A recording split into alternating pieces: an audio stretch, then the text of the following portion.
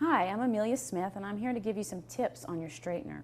For this clip, you'll need your hair straightener, thermal protectant, and a styling comb. Whenever using a straightener, always make sure that you're going to use some sort of heat protectant. What that's going to do is that's going to protect your hair from the constant heat use of the iron. So spray your hair kind of all over. But you do have to be a little gentle and a little careful with these because sometimes they can be a little heavy. Now, if you prefer not to use a spray, there are like drops that you can use, shine serums, and they do the same thing. So we've applied the hair thermal protectant to Lauren's hair. Then we're going to take our section, whatever section we want straight. And depending on how straight, or I should say how curly your hair is, depends on the thickness of the section.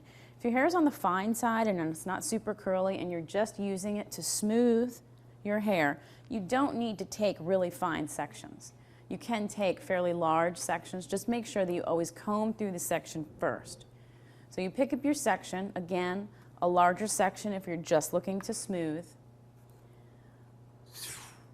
Apply the straightener, pull it straight down, and then comb through. I always like to do 2 passes. I feel like that just really gets the hair nice and smooth. Now, if you've got very curly hair, then you're going to want to use thinner sections.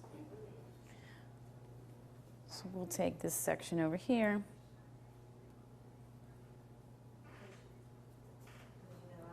So I'm using a fairly thin section. The thinner the section, the straighter the hair. Always make sure you comb it. Flatten it out, and then comb it afterwards. So we're going to use the straightener to straighten this curl out. You saw how curly it was.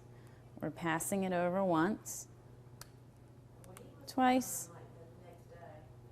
We comb it, and you see how nice and smooth that is. So again, heat protectant, always make sure that you comb your sections out and then comb them a second time after the straightener has passed through. And those are some straightening tips.